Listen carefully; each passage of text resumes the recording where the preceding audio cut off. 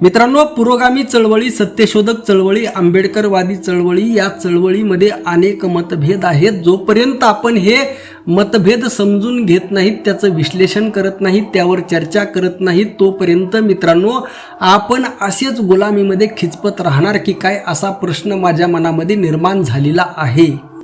मित्रांनो, या पद्धतीची आलेली कॉमेंट मला पहिल्यांदा ही कॉमेंट नाही मित्रांनो. मी मनोज दादा जरांगे पाटील यांची भूमिका घेतली किंवा मराठा समाजाची भूमिका घेतली आणि मी पहिल्यांदा घेत नाही. माझे जुने व्हिडिओ पहा, मी पहिल्यापासून मराठा समाजाची किंवा मनोज दादा जरांगे पाटलांची मराठा आरक्षणाची बाजू घेत आलेलो आहे. माझी शिवराय फुले शाहू आंबेडकर या विचारधारेची बैठक अगदी पक्की आहे, त्याबद्दल कोणीही शंका घेऊच शकत नाही. कारण मी तितकं त्याचं चिंतन केलेलं आहे, तितकं ते माझ्या रक्तामध्ये भिनलेलं आहे. परंतु मित्रांनो, जी कॉमेंट आली, वा वा नितीन महाराज तुम्ही सुद्धा असेच निघाले, जातीची बाजू घ्यायला लागले आणि मराठा समाज कधीपासून बाबासाहेब आंबेडकरांना मानायला लागला. बाबा बाबा तुम्ही शाहू महाराज विसरले का? तुम्ही सयाजीराव महाराज गायकवाड विसरले का? अरे बाबा, बाबासाहेबांचा पहिला पुतळा उभा करणारा व्यक्ती मराठा समाजाचा होता आणि आज अनेक मराठ्यांच्या घरामध्ये बाबासाहेबांचा फोटो आहे. अनेक मराठे, लाखो मराठे बाबासाहेबांना मानतात आणि जे लाखो मराठे बाबासाहेबांना मानत नाहीत ते केवळ अज्ञानामुळे, ते अज्ञान घालवणं कुणाचं काम आहे? त्यामध्ये तुम्ही का कमी पडलात हा माझा प्रश्न आहे. आम्हाला मराठा सेवा संघाने, संभाजी ब्रिगेडने, सत्यशोधक चळवळीने बाबासाहेब सांगितले ते आम्ही ॲक्सेप्ट केले. आज आम्हाला अभिमानाने अगदी छाती फुगवून साऱ्या जगाला सांगावंसं वाटतं आणि आम्ही गर्वाने सांगतो की बाबासाहेब आमचे आहेत, आमच्या रक्तामध्ये बाबासाहेब आहेत, इतकं आम्ही छाती ठोकपणे जगाला सांगतो. परंतु तो आत्मविश्वास आम्हाला मराठा सेवा संघाने दिला, संभाजी ब्रिगेडने दिला. परंतु तो आत्मविश्वास तुम्ही मराठा समाजामध्ये रुजवण्यासाठी काय केलं? विश्वरत्न डॉक्टर बाबासाहेब आंबेडकरांनी सांगितलं होतं की मला संपूर्ण भारत बौद्धमय करायचा आहे. बौद्धमय करणं म्हणजे केवळ धार्मिक दृष्ट्या नव्हे, कारण धम्म म्हणजे आचरण आहे, काही तत्वे आहेत, काही नीतिमूल्य आहेत, ते रुजवण्यासाठी बाबासाहेबांना प्रयत्न करायचा होता.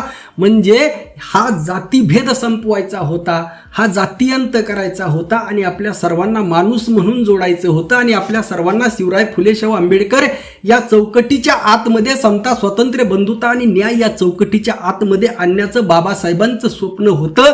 हे स्वप्न पूर्ण करण्यासाठी तुम्ही काय केलं? मित्रांनो, खूप खूप दुःखद वाटतं मला. कारण काही वर्षापूर्वी मला असं वाटायचं, जोपर्यंत या राज्यामध्ये, या देशामध्ये विश्वरत्न डॉक्टर बाबासाहेब आंबेडकरांना मानणारी माणसं आहेत, चळवळ आहे, तोपर्यंत राज्यघटनेला धोका नाही. परंतु आज राज्यघटनेला धोका आहे. आज राज्यघटनेच्या अंतर्गत बनवलेल्या कायद्यानुसार धीरेंद्र शास्त्री आरोपी असताना तो दोनदा महाराष्ट्रामध्ये आला, परंतु येथील IPS अधिकारी सांगतो तो आरोपी नाही.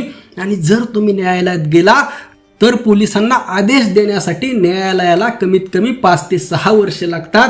आणि मग अशा पद्धतीने जर न्याय भेटत नसेल तर कोणाकडे जायचं? अशा पद्धतीने कायद्याची, राज्यघटनेची तत्वे जर पायदळी तुडवली जात असतील आणि असं भारतीय जनता पार्टीचं, ज्या लोकांच्या मनामध्ये आजही पूर्णपणे मनुवादी व्यवस्था आहे. मित्रांनो, आजचं ताजं उदाहरण सांगतो. आमच्या बीड जिल्ह्यामध्ये गेवराई तालुक्यामध्ये एक मातंग समाजाचा व्यक्ती मरण पावला आणि त्या गावामध्ये मराठा बहुल असणारं गाव, मी सुद्धा मराठा आहे, मराठा बहुल असणारं गाव, त्या गावामध्ये त्या मातंग व्यक्तीला हिंदूंच्या स्मशानभूमीमध्ये जाळू दिलं नाही, त्याला वेगळ्या ठिकाणी जाळावं लागलं. आणि एकीकडे आपण चित्रपटामध्ये पाहतो मातंगाच्या मुठीमध्ये हिंदुत्व आहे. अरे कुठं आहे हिंदुत्व? ओबीसी आणि मराठा मिळून मिसळून राहतात, त्यांचं त्या सगळ्यांचं एकमत आहे. आणि मित्रांनो, विशेष म्हणजे त्या गावामध्ये अनेक कीर्तनकार आहेत, अनेक वारकरी आहेत. आणि आमचा वारकरी संप्रदाय काय सांगतो? विष्णुमय जग वैष्णवांचा धर्म, भेदाभेद भ्रम अमंगळ, किंवा अवघी एकाचीच भिन्न तेथे कैचा भिन्ना भिन्न, किंवा सर्वा घटीराम देहा देही एक, किंवा न पाहे याती कुळाचा विचार. आणि मित्रांनो, आणि आपण जाती सोडा आणि हिंदू म्हणून एक व्हा म्हणत असताना येथे हा भेद कशासाठी? म्हणजे जरी हे कृत्य मराठा समाजाने केलं असलं, ओबीसी समाजाने केलं असलं, तरी नीट लक्षात ठेवा, विश्वरत्न डॉक्टर बाबासाहेब आंबेडकरांनी सुद्धा त्यांच्या काळामध्ये सुद्धा हे सुरूच होतं. त्या काळात सुद्धा बाबासाहेबांनी कधी जातीला टार्गेट केलं नाही, त्यांनी हिंदू धर्माला टार्गेट केलं, त्यांनी ब्राह्मणी धर्माला टार्गेट केलं. कारण बाबासाहेबांना पक्क माहीत होतं हे जे करणारे लोक आहेत यांच्या मनामध्ये, यांच्या मेंदूमध्ये जे सॉफ्टवेअर आहे ते मनुवादाचं आहे. त्या सॉफ्टवेअरच्या विरोधामध्ये बाबासाहेब होते. आपल्याला ते सॉफ्टवेअर बदलायचं आहे. जसं अनेकांच्या डोक्यातलं सॉफ्टवेअर संभाजी ब्रिगेडने बदललं, तसं सर्व हिंदूंच्या डोक्यातील सॉफ्टवेअर बदलायचं आहे. परंतु त्यामध्ये तुम्ही कमी पडत आहात हे मात्र मान्य करायला तयार नाहीत.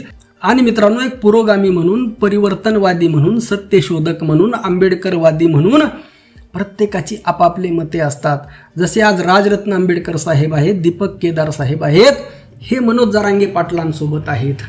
प्रत्येकजण आपापल्या पद्धतीने काम करत आहे. फक्त तो दुसरीकडे गेला म्हणजे तो आपला नाही, ही जी भावना आहे तीच आपल्याला घातक ठरणार आहे. आणि त्यामुळेच मित्रांनो, समोरच्याचा विजय होणार आहे. आपला माणूस कुठंही जरी असला तरी तो आपला आहे, ही भावना आपण जोपर्यंत ठेवणार नाहीत तोपर्यंत विश्वरत्न डॉक्टर बाबासाहेब आंबेडकरांच्या विचारधारेचा विजय होणार नाही. हे लक्षात ठेवा. केवळ मराठाच नव्हे तर ओबीसीमध्ये सुद्धा अनेक जण आहेत जे बाबासाहेबांना प्रचंडपणे मानतात, परंतु बाबासाहेबांचा मूळ विचार अजूनही अनेक लोकांपर्यंत गेलेला नाही.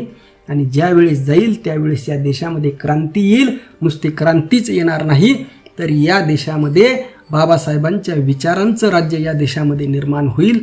आणि त्यामध्ये तुम्ही कमी पडत आहात हे अगोदर मान्य करा, याचं अगोदर आत्मचिंतन करा.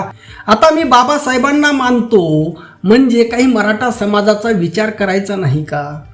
किंवा आता जी आलेली कॉमेंट आहे की हा नितीन महाराज बी तसलाच निघाला, मराठ्यांची बाजू घ्यायला लागला. अरे मराठ्यांचे एवढे मुख्यमंत्री झाले, आतापर्यंत सत्ता मराठ्यांच्याच हातात आहे, मराठ्यांनीच गावामध्ये दलितावर अत्याचार केले. मित्रांनो, दीपक केदार यांचं स्टेटमेंट आहे, त्यामध्ये त्यांचं असं म्हणणं आहे जितका मराठा समाज यामध्ये सामील आहे तितकाच ओबीसी समाज सुद्धा सामील आहे. आणि मित्रांनो, विश्वरत्न डॉक्टर बाबासाहेब आंबेडकरांच्या परिप्रेक्षातून जर पाहिलं तर विश्वरत्न डॉक्टर बाबासाहेब आंबेडकरांनी असं कधीही म्हटलं नाही त्यांनी एकतर हिंदू धर्माला टार्गेट केलं किंवा ब्राह्मणवादाला टार्गेट करण्याचं काम केलं, परंतु कोणत्याही जातीला टार्गेट करण्याचं काम केलेलं नाही. कारण बाबासाहेब आंबेडकरांना पक्क माहीत होतं की या ज्या हिंदू धर्मातील या ज्या जाती आहेत यांच्यावर मनुवादाचा पगडा आहे, ब्राह्मणवादाचा पगडा आहे. आता मित्रांनो, मराठा समाज महाराष्ट्रामध्ये प्रॉमिनंट आहे. जास्त मुख्यमंत्री मराठ्यांचे होते, जास्त मंत्री मराठ्यांचे आहेत, राहणार आहेत.